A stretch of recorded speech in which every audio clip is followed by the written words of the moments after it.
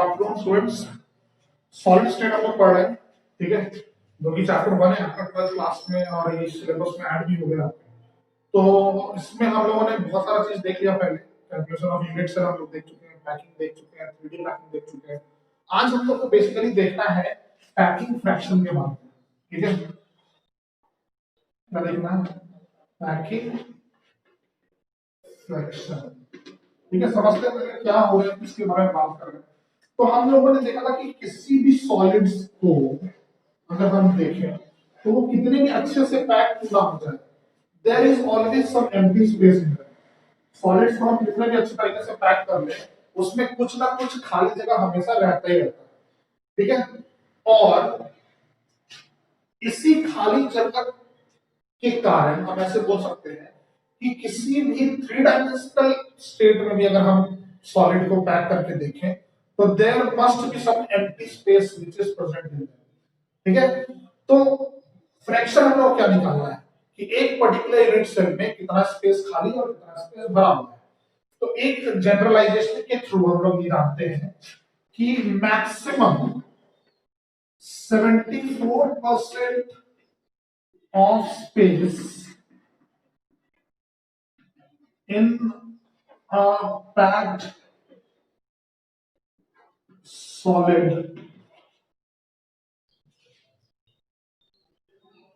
is occupied, यानी कि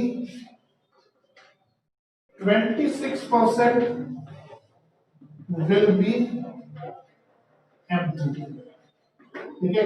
एक बहुत अच्छे पैक्ड सॉलिड स्ट्रक्चर की बात करें तो उसमें भी 26% जो स्पेस होता है वो क्या रह जाएगा, खाली रह जाएगा। मैक्सिमम पैकिंग जो हो सकती है वो हो सकती है 74%। तो that is what we are going to find out in case of packing fraction की किस किस सॉलिड्स में कितना कितना पैकिंग फ्रैक्शन हो सकता है। तो सॉलिड्स में हम लोग बेसिकली 3 तरह का देखे थे। एक देखे थे हम लोग सिंपल क्यूब, एक देखे थे हम लोग बॉडी सेंटर्ड क्यूब और एक देखे थे हम लोग फेस सेंटर्ड। तो वही पैकिंग फ्रैक्शन हम लोग को तीनों में निकालना है। फेस सेंटर्ड में कितना होता है, बॉडी सेंटर्ड में कितना होता है और सिंपल क्यूब में कितना होता है, ठीक है। थोड़ा समझने की कोशिश करें इसको कि अगर हम किसी भी सॉलिड्स का स्ट्रक्चर बना रहे तो ऐसे पैक स्ट्रक्चर बनता है। इसका अगर 3 डायमेंशनल स्ट्रक्चर बनाया जाए तो हम लोग को कुछ इस तरह का दिखेगा। It will appear something like this, okay. So this is how it will look like, ठीक है। अब हमको पता है कि इसमें हर कॉर्नर पर क्या मौजूद है, एक एटम मौजूद है जो एक दूसरे को टच कर रहा है। लेकिन ऐसे अगर फिगर बनाएंगे तो थोड़ा ये मेसी हो जाएगा, इसलिए इसको हम लोग क्या करते हैं कि हर कॉर्नर पे एक एटम दिखा देते हैं और जनरलाइज कर लेते हैं इस बात को कि they are touching each other, वो एक दूसरे को क्या कर रहे हैं, टच कर रहे हैं, ठीक है। तो हर कॉर्नर पर एक एटम मौजूद होगा, हर कॉर्नर पर एक एटम मौजूद होगा, हर कॉर्नर पर एक एटम मौजूद होगा, ठीक है। And they all are touching each other, ये चारों एक दूसरे को टच कर रहे हैं और ये चारों नीचे वाले चारों को टच कर रहे हैं, ठीक है। तो this is how we consider as a particular packed structure in case of simple cube. Simple cube में यही पैक्ड स्ट्रक्चर हम लोग देखते हैं। तो पैकिंग फ्रैक्शन निकालने के लिए हम लोग बाकी सारा चीज भी पहले कैलकुलेट आउट कर ले, ठीक है। जैसे कि फॉर एग्जांपल हम कोऑर्डिनेशन नंबर भी यहां से निकाल लेते हैं, नंबर ऑफ एटम को निकाल लेते हैं। तो सबसे पहले तो हम बोल रहे हैं यहां पर कि इस यूनिट सेल में, या ऐसे बोलो एक यूनिट सेल कितने एटम का बना हुआ है, ये अगर हमको फाइंड आउट करना है तो हमको ये समझ में आना चाहिए कि एक यूनिट सेल की हम बात करें तो इतना सा पार्ट ही यूनिट सेल का हिस्सा है, बाकी वाला पार्ट जो है कि दूसरे यूनिट सेल का हिस्सा होगा, है ना। तो जब हम क्रिस्टलाइन लैटिस की बात करते हैं तो it's a repetition of unit cell, तो हर जगह पे यूनिट सेल बना होगा। तो ये जैसे कि एक रूम है यहाँ पर, इसके बगल भी रूम है, उसके बगल भी रूम है, उसके ऊपर भी रूम है, उसके नीचे भी रूम है, उसके साइड में भी रूम है। तो एक स्फीयर अगर हम एक कॉर्नर में लगाते हैं तो वो दूसरे रूम को भी शेयर करेगा, है ना। तो जो इस रूम का हिस्सा है वो कितना होता है इसमें, दैट इज इक्वल टू 1/8। हम यहाँ पे लिख सकते हैं ऐसे कि contribution of corner atom is 1/8। तो total number of atom in unit cell अगर कैलकुलेट आउट करना होगा, टोटल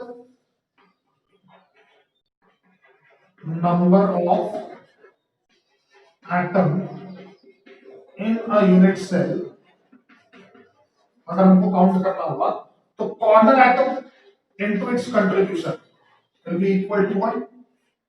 ठीक है, कॉर्नर एटम कितना है 8 और टोटल कंट्रीब्यूशन इसका कितना होगा यूनिट सेल के 1/8।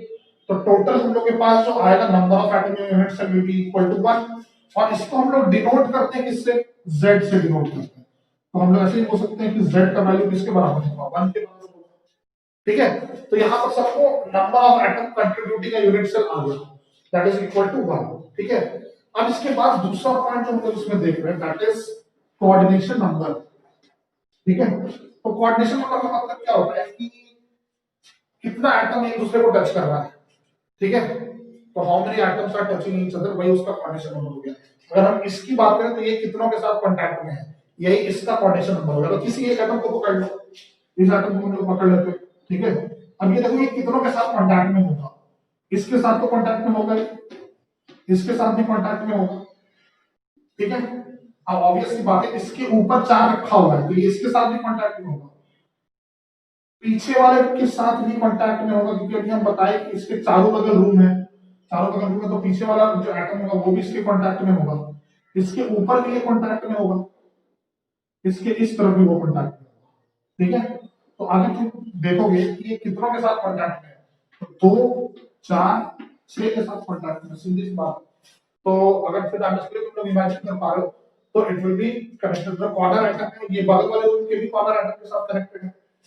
ठीक है, उसी तरह पीछे वाले रूम के कॉर्नर एटम के साथ भी कनेक्टेड है, उसी तरह से सामने वाले के साथ भी कनेक्टेड है। उस तरह से तुम देखोगे तो it will come out to be it is connected with 6 atom at one particular point. तो कोऑर्डिनेशन नंबर कितना आ जाएगा इसका 6 आ जाएगा। ठीक है, तीसरा पॉइंट जो इसमें हम लोग लेते हैं that is relation between A and R. A और आर के बीच का रिलेशन हम लोग ले लें। ए और आर के बीच का रिलेशन कहने का मतलब क्या होगा, ए क्या है यहां से यहां तक का जो डिस्टेंस है इसी को हम लोग ए बोलते हैं, यहां से लेकर के यहां तक का जो डिस्टेंस है इसी को हम लोग ए बोलते हैं। ठीक है, तो सेंटर ऑफ स्फीयर के बीच का जो डिस्टेंस होता है उसी को हम लोग क्या बोलते हैं ए बोलते हैं, यानी कि एज लेंथ। ए किसको डिनोट कर रहे हैं, एज लेंथ को डिनोट कर रहा है। तो यहां से यहां तक का डिस्टेंस भी ए होगा, दिस विल आल्सो बी ए। ठीक है, उसी तरह से ये भी ए होगा, दिस विल आल्सो बी ए। ठीक है, यहां से यहां तक का डिस्टेंस, और ये भी ए होगा यहां से यहां तक का डिस्टेंस, क्योंकि ये सीधा सा बात है कि एज लेंथ को ही डिनोट करता है। तो यहां से यहां तक एक एज है, यहां से यहां तक एक एज है, यहां से यहां तक एक एज है, यहां से यहां तक एक एज है। तो किसी एक एज का हम लोग रिलेशन निकाल, डिस्टेंस बिटवीन ए मतलब relation between A and r निकालना है। तो हम बोल सकते हैं कि ये आर है और ये भी आर है, तो a इक्वल्स टू 2r हो जाएगा, a will be equal to 2r। ये r और ये r आपस में मिल गया, a इक्वल्स टू कितना हो गया 2r हो गया। अब a इक्वल्स टू 2r यानी कि रिलेशन हमारा आ गया a और r के बीच। ठीक है, अब अगर हम लोग ये बोले कि हमको निकालना है चौथे नंबर में वॉल्यूम। ठीक है, किसका यूनिट सेल का, वॉल्यूम ऑफ यूनिट सेल। तो वॉल्यूम बराबर क्या होता है, length into breadth into height. यहां से यहां तक का डिस्टेंस, यहां से यहां तक का डिस्टेंस और यहां से यहां तक का डिस्टेंस, अगर ये तीनों को हम मल्टीप्लाई करते हैं तो हमको वॉल्यूम मिल जाएगा। तो हम सीधा सीधा बोल सकते हैं, अभी हम बोले ये भी ए है, ये भी ए है और ये भी ए हो जाएगा, तो ए क्यूब हो जाएगा, volume will be equal to a cube. और ए क्यूब का रिलेशन आर के साथ निकाल रहे हैं तो 2r का होल क्यूब हो जाएगा। 2r का होल क्यूब होने का मतलब उसको कहीं वैसे बोल सकते हैं कि a क्यूब बराबर 8r क्यूब। कोई दिक्कत यहां तक समझ में? तो ये हो गया हमारा volume of unit cell, unit cell का वॉल्यूम निकल गया। ठीक है, स्क्रीनशॉट ले लो यहां तक का, आगे बढ़ते हैं उसके बाद। हो गया रेडी, चलो नेक्स्ट। अब हमको निकालना क्या है, मेनली हम लोग को निकालना पैकिंग फ्रैक्शन। ठीक है, तो इसको हम ड्रॉप कर देते हैं थोड़ा, यहीं पर निकाल के दिखा देते हैं। पैकिंग फ्रैक्शन जो है उसको हम लोग पीएफ से डिनोट कर रहे हैं, हमको पैकिंग फ्रैक्शन को। पैकिंग फ्रैक्शन का मतलब क्या हुआ कि कितना जगह स्फीयर ले रहा है, total volume of the unit cell, यही मतलब होगा पैकिंग फ्रैक्शन का। ठीक है, कि how much space this spheres are taking in this unit cell.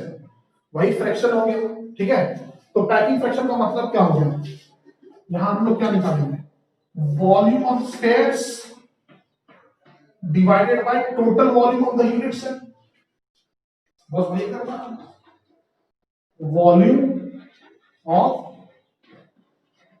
Spheres divided by volume of unit cell, ठीक है।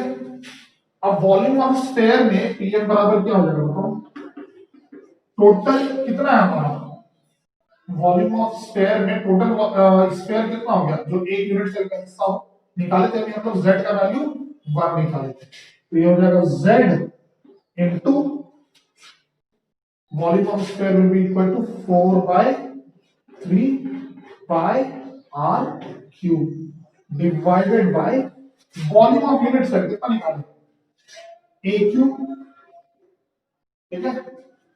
बस कुछ नहीं, आप वैल्यू पुट कर देंगे, आंसर निकालते हो, pf will be equal to how much, 1 z का वैल्यू इनटू 4/3 कर देंगे, यहां पर 4/3 मतलब 3 को नीचे ही ले आते हैं, फिर टेक 3 एज डाउन, पाई का वैल्यू होता है 22/7, r क्यूब को r क्यूब रहने दो, ठीक है, और a का r के साथ रिलेशन है इनटू 8r क्यूब लिख सकते हैं, ठीक है। a क्यूब बराबर 8r क्यूब होता है, तो 8r क्यूब वहां पे पुट कर दिए, अब देखो इसमें r से r हो जाएगा, ठीक है, 4 2 जा 8, 2 11 जा 22, ठीक है।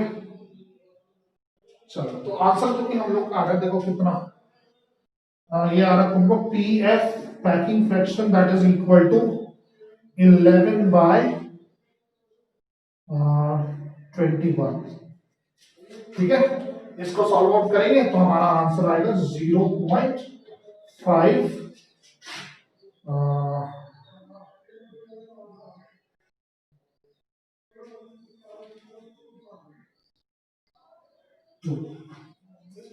ठीक है।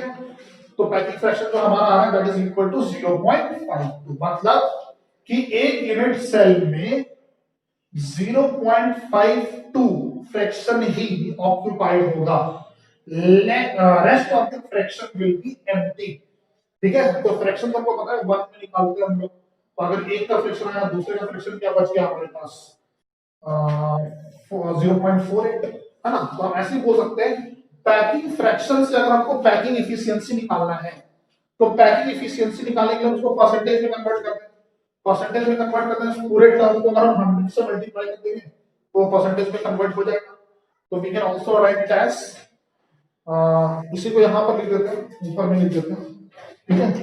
तो 0.52 को इनटू कर देते हैं 100 से, ये आपको परसेंटेज दे देगा, ठीक है। तो that will be equal to 52%, और खाली स्पेस एम्प्टी स्पेस कितना हो गया, एम्प्टी स्पेस हो गया हमारे पास जो बचा हुआ जगह है 52%, को पैकिंग फ्रैक्शन आ गया हम लोग का, इतना मॉलिक्यूल इतना जगह ले रहा है, ठीक है। तो rest of the empty space comes out to be 48%, ठीक है। तो हम देख रहे हैं कि एक हम लोग क्यूबिकल क्लोज पैकिंग लिए, सिंपल क्यूबिकल क्लोज पैकिंग, और इसमें हम लोग क्या देख रहे हैं कि total amount of space which is occupied by these atoms inside a particular unit cell is only 52%। Hard to believe, लेकिन इतना ही होता है, जबकि हम लोग देख रहे हैं it is very tightly packed, ठीक है, ये दूसरे के साथ बहुत टाइटली पैक्ड, लेकिन फिर भी वो कितना स्पेस ले पा रहा है एक यूनिट सेल का, only 52%, rest of the 48% of the space is empty, ठीक है। तो इन case of simple cubical closed packing, only 52% of the space is occupied by the space, rest of the 42% of the space in a unit cell is empty, ठीक है।